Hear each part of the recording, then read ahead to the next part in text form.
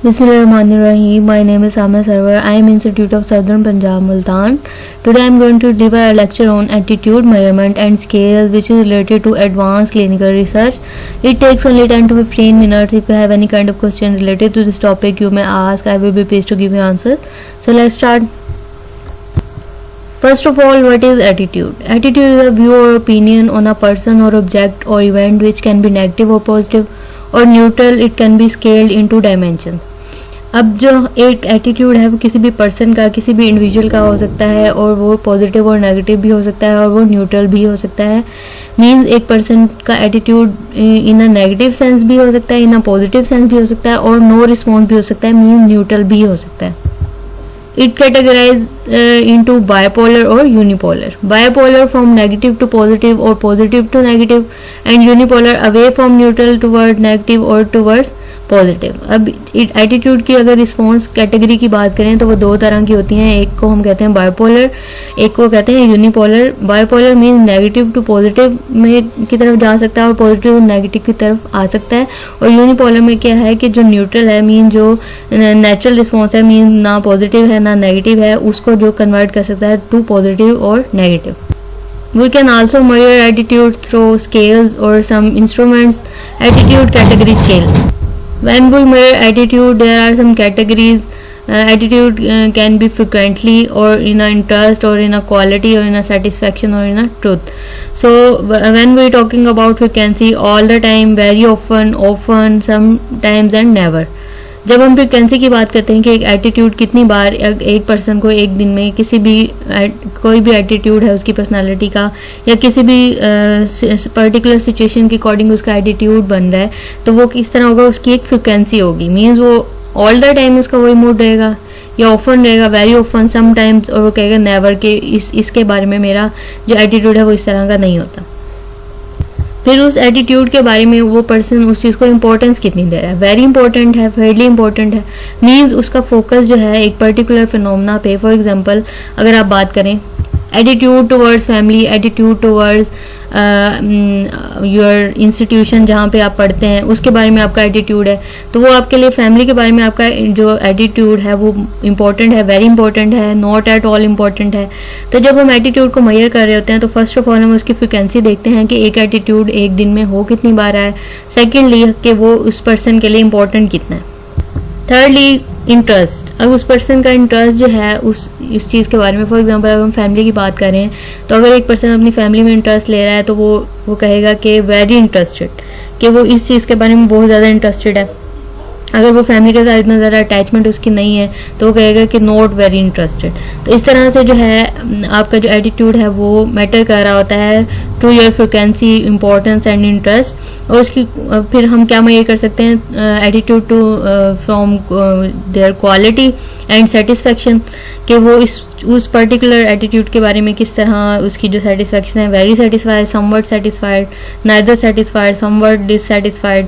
तो इस तरह जो है हम इन चीज़ों को जो है मेजर कर सकते हैं. Here comes some attitude scale, Likert scale, semantic differential scale, numerical scale, constant sum scale, staple scale, graphic rating scale and Gertman scale. There are some categories of attitude measurement scale. First of all, Likert scale. It is measure of attitude designed to allow respondent to indicate how strongly they agree or disagree with carefully constructed statements that range from very positive to very negative toward an attitudinal object. अब हम कोई भी object जो है, कोई भी attitude major करना चाह रहे हैं, किसी भी फिनोमेना को मेजर करना चाह रहे हैं थ्रू पर्सन एटीट्यूड, तो हम क्या करेंगे, लिकर्ट स्केल यूज करेंगे जो कि होता है strongly agree to strongly disagree. Means वो पर्सन स्ट्रांगली उस चीज़ से एग्री भी कर सकता है और डिसएग्री भी कर सकता है. मीन्स 1 to 5 की अगर रेटिंग स्केल है तो 1 पे होगा स्ट्रांगली एग्री एंड देन 5 पे होगा स्ट्रांगली डिसएग्री और 3 पे होगा न्यूट्रल. जिस तरह हम पहले भी हमने पढ़ा कि अगर किसी भी रिस्पॉन्स है तो या तो एग्री होगा स्ट्रांगली या डिसएग्री होगा या फिर नेगेटिव टू पॉजिटिव, और जो मिड आपका पॉइंट होगा वो क्या होगा, वो आपका न्यूट्रल होगा. मीन नो रिस्पॉन्स, वो कोई रिस्पॉन्स शो नहीं कर रहा. फॉर एग्जाम्पल आप यहाँ पे एक एग्जाम्पल है लिकर्ट स्केल की. आप देखें कि अगर हम विकीपीडिया के बारे में एक पर्सन का एटीट्यूड मेजर करना चाह रहे हैं तो हमने उसे क्वेश्चन किया Wikipedia has a user friendly interface. तो जो पर्सन है अब उसके पास स्टेटमेंट है 5 स्ट्रांगली एग्री, न्यूट्रल, डिसएग्री और स्ट्रांगली डिसएग्री. तो अब यहाँ पर अगर आप यू कैन सी अगर एग्री पे इसने रिस्पॉन्स किया है कि यानी वो इस चीज़ से एग्री कर रहा है, अगर वो स्ट्रांगली एग्री कर रहा होता मीन्स 100% उसको लग रहा होता कि Wikipedia has a user friendly interface, तो वो किस पे टिक करता, स्ट्रांगली एग्री। इस तरह आप एक पर्सन के जो है एटीट्यूड को मेजर कर रहे हैं अबाउट अ फिनोमिना जो कि है विकीपीडिया। तो अगर आप क्लिनिकल साइकोलॉजी में बात करें कि अगर आप एक पर्सन का एटीट्यूड जानना चाह रहे हैं towards family, toward their peers, toward their friends and toward their siblings, तो आप जो है उसको भी मेजर कर सकते हैं through rating scale. The second category of attitude measurement scale is semantic differential scale. An attitude measure consisting of a series of 7-point bipolar rating scale along response to the concept. अब semantic rating scale में क्या होगा कि हम एक consistent series में उनका जो response है उसको measure कर रहे हैं और उसको क्या करवा रहे हैं, compare करवा रहे हैं through bipolar rating scale. For example अब आपको ये सेमेंटिक डिफरेंशियल स्केल जो है इसमें हम अगर पर्सन की एटीट्यूड जानना चाह रहे हैं तो हम उसको किस तरह से उसकी रेटिंग करेंगे, क्लीन एंड डर्टी मीन्स वो इस चीज़ के बारे में क्या, इन दोनों के बारे में कंपैरिजन से हम जो है उसका एटीट्यूड मेजर कर रहे हैं। Honest and dishonest, kind and cruel, helpful and unhelpful, fair and biased and strong and weak, इस तरह से जो है हम उसका एटीट्यूड मेजर करना चाह रहे हैं। यहाँ पे इस रेटिंग पे जो है आप उसका रिस्पॉन्स चेक करेंगे, उसके बाद आप उसको कंपेयर कर लेंगे कि वो इस चीज़ के बारे में किस साइड पे जा रहा है। जिस तरह हमने लिकर्ट स्केल में होता है कि यहाँ पे स्ट्रांगली एग्री होता है, यहाँ पे डिसएग्री होता है, लेकिन यहाँ से क्लीन से बिल्कुल कहाँ पे रेटिंग जा रही है, डर्टी की तरफ जा रही है, मीन्स कि एक चीज़ बहुत ज़्यादा पॉजिटिव है और एक चीज़ बिल्कुल नेगेटिव है। तो इनका रिस्पॉन्स उसका कहाँ पे आ रहा है, तो वो हम जो है किस तरह मेजर कर सकते हैं, सेमेंटिक डिफरेंशियल स्केल से मेजर कर सकते हैं। Here comes an numerical scale. An attitude rating scale similar to a semantic differential, except that it uses number instead of verbal description as response option to identify response position. अब हमने semantic differential scale की बात की, जो numerical scale है वो भी इस तरह से होता है, लेकिन उसमें क्या होता है कि एक verbal description है और इसमें क्या है कि हम numbers के थ्रू जो है उसको यूज़ कर रहे हैं और description जो है उसको यूज़ करके जो है एक पर्सन का एटीट्यूड को मेजर कर रहे हैं। फॉर एग्जाम्पल आप यहाँ पे देखें कि एक पर्सन के एटीट्यूड को हम मेजर कर रहे हैं थ्रू नंबर 0 से 10 की रिस्पॉन्स कैटेगरी है, जिसके ऊपर फर्दर जो है अनकंफर्टेबल, अनोइंग, नन, ड्रेडफुल, तो इस तरह की जो चीज़ें हैं वो हम मेजर कर रहे हैं। लेकिन हम किस तरह मेजर कर रहे हैं, through number, through the rating scale. एक हमारे पास 10 रेटिंग स्केल है, फिर उसके बाद हम इसको फर्दर एनालाइज करके इसको फर्दर जो है इसकी वो भी दे सकते हैं कि ये अगर इस नंबर पे एक पर्सन रिस्पॉन्स कर रहा है तो इसका क्या मतलब है। Here comes consistent some scale, a measurement of altitude in which respondents are asked to divide a constant sum to indicate the relative importance of attributes. अब हम जब साइकोलॉजी में अगर हम बात करें कि हम किसी भी चीज़ को मेजर करना चाह रहे हैं तो उसके बाद हमारे पास एक रिस्पॉन्स कैटेगरी होती है जिसके थ्रू हम उसका एनालिसिस करते हैं कि अगर इस रेंज में एक पर्सन लाई कर रहा है। फॉर एग्जांपल अगर आप डिप्रेशन की बात करें तो अगर डिप्रेशन में 1 to 7 कैटेगरी में आए तो माइल्ड डिप्रेशन होगा, 7 to 12 कैटेगरी में जाए तो मॉडरेट डिप्रेशन हो जाएगा, फिर जो है बॉर्डर लाइन पे चला जाएगा, फिर सिवियर डिप्रेशन हो जाएगा। इस तरह जो है हर स्केल की जो रेटिंग होती है कि अगर इस रेंज में आपके रिस्पॉन्स लाई कर रहे हैं तो आपको किस टाइप का, मतलब किस लेवल का जो है उसकी फ्रिक्वेंसी कितनी है, एक जो फिनोमेना ऑकर हो रहा है, मीन डिप्रेशन, एंजाइटी। तो कांस्टेंट सम स्केल में भी यही होता है कि हम जो अगर उसके सारे रिस्पॉन्स हैं उनको सम कर लेते हैं और उसके बाद हम उसका रिस्पॉन्स कैटेगरी बताते हैं कि इसका जो टोटल सम करने से ये किस रिस्पॉन्स कैटेगरी में लाई कर रहा है। फॉर एग्जाम्पल यहाँ पर एक है कि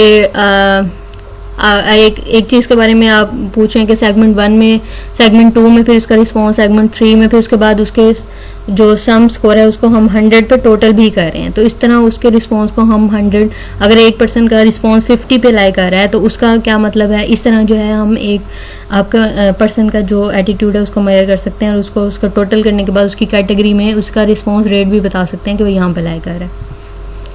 The other one is Staple scale, an attitude measure that places a single adjective in a center of an even number of a numerical value. अब हम एक जो फिनोमेना है या एटीट्यूड है उसको मेजर कर सकते हैं तो न्यूमेरिकल वैल्यू, जिसमें हम माइनस से जो है पॉजिटिव की तरफ हम वैल्यू ले सकते हैं। फॉर एग्जांपल यहाँ पे आपके पास एग्जांपल है कि -5 से +5 के दरमियान अगर एक रिस्पॉन्स लाई कर रहा है, एक पर्सन का एटीट्यूड हम मेजर कर रहे हैं, वो कहाँ पे उसका रिस्पॉन्स रेट है कि +2 है तो इसका मीन्स है कि वो हाई क्वालिटी की तरफ जा रहा है। अगर 1 से 5 +5 हो जाएगा तो मीन्स हाई क्वालिटी हो जाएगी, और अगर माइनस की तरफ जाएगा तो लो क्वालिटी हो जाएगी। और पुअर सर्विस इस तरह जो है माइनस की तरफ जैसे जाते जाएंगे तो वो जो उसकी रिस्पॉन्स रेट की कैटेगरी जो है वो लो होती जाएगी। The another one is graphic rating scale. A measure of attitude consisting of a graphic quantum that allows respondent to rate an object by choosing an point on the continuum.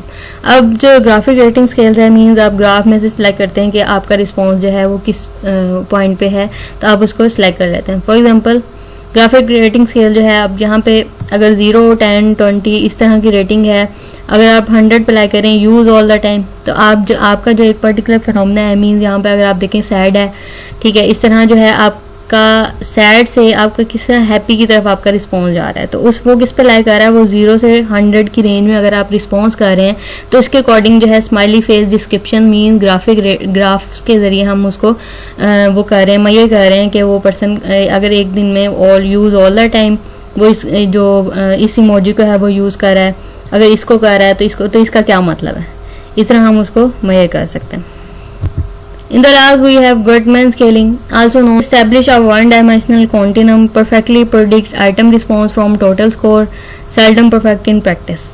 अब ये जो Guttman scale है ये हम use कर रहे हैं to establish one-dimensional continuum, इसमें एक डायमेंशन बना रहे हैं, रिस्पॉन्स आइटम को प्रेडिक्ट कर रहे हैं from the total scores. Start with a large set of items that you think all reflect the same construct. Guttman scaling have many judges rate each statements with respect to whether it is favorable with respect to the construct, a yes or no rating. तो हम उसमें Guttman scale में क्या कर रहे हैं, yes और no rating में एक पर्सन का रिस्पॉन्स जो है उसको There are several statistical techniques for examining the table to find a cumulative scale. अब हमने जो एक पर्सन का है 1 by 1 एक आइटम पे इसका रिस्पॉन्स को मेजर कर लिया, उसके बाद हम उसके cumulative scale का उसमें एग्जामिन करना है तो हम उसके लिए क्या यूज़ करेंगे, डिफरेंट स्टैटिस्टिकल टेक्निक्स यूज़ करेंगे। Because there is a seldom a perfectly cumulative scale, we usually have to test how good it is. These statistics also estimate a scale score value for each item. तो उस statistical technique से हम क्या कर सकते हैं कि 1 by 1 her item की जो स्कोरिंग है उसको हम एनालाइज कर सकते हैं। That's all from today's lecture. If you have any kind of question related to this topic you may ask, I will be pleased to give you answers. Thank you so much.